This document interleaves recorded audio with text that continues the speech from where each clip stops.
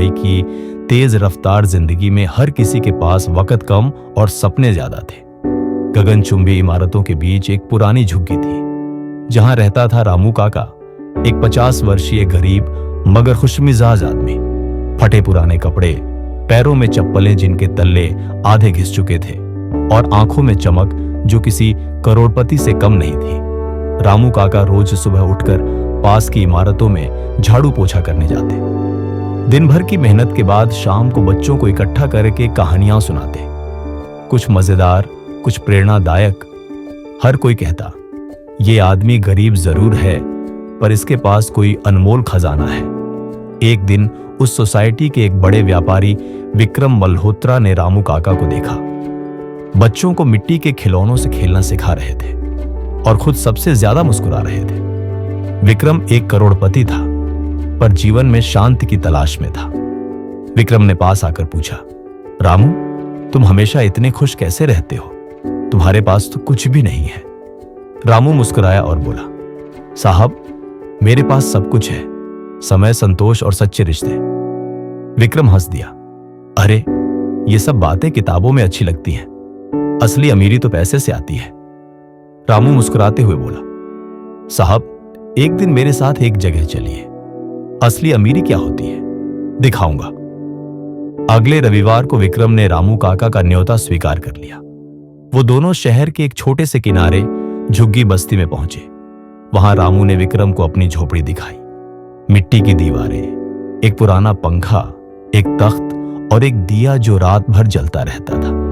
रामू ने कहा, यही मेरी दुनिया है, आइए आपको कुछ लोग दिखाता हूं। वो उसे पास के घरों में ले गया। कोई दिहाड़ी मजदूर था, कोई रिक्शा चलाता था, पर सबका स्वागत मुस्कुराहट से हुआ। कहीं से चाय आ गई, कहीं से गरम गरम पकौड़े। सबने विक्रम को अपने साथ बैठाया, कहानियां सुनाई, हंसी मजाक किया। विक्रम ने गौर किया, ये लोग जरूर गरीब थे, पर उनके बीच एक अपनापन, एक गर्माहट थी जो उसके आलीशान घर में नहीं थी। वापस लौटते हुए विक्रम ने रामू से पूछा, तुमने कभी कुछ बड़ा बनने का सपना नहीं देखा, अमीर बनने का? रामू ने गहरी सांस ली और बोला, सपना तो देखा था साहब, पढ़ना चाहता था, पर हालात नहीं थे। फिर एक दिन समझ आया, अगर मैं हर रोज मुस्कुराकर किसी को राहत दे पाऊं तो वही मेरा बड़ा बनना है। विक्रम चुप हो गया। उसके पास करोड़ों की संपत्ति थी, पर नींद की गोलियां और अकेलापन भी था। एक दिन रामू काका बीमार पड़ गए। अस्पताल ले जाया गया, पर इलाज के लिए पैसे नहीं थे। विक्रम ने बिना देर किए सारा खर्च उठाया। पूरे मोहल्ले के लोग अस्पताल पहुंच गए, फूल, मिठाइयां और ढेरों दुआएं लेकर। रामू ने विक्रम का हाथ पकड़ा और कहा, देखा साहब, यही असली अमीरी है, जब लोग बिना स्वार्थ तुम्हारे लिए रोए, तुम्हारे लिए प्रार्थना करें। विक्रम की आंखें भर आईं। पहली बार उसे अपने बंगलों की नहीं, रामू की झोपड़ी की याद आई। रामू धीरे धीरे ठीक हो गए।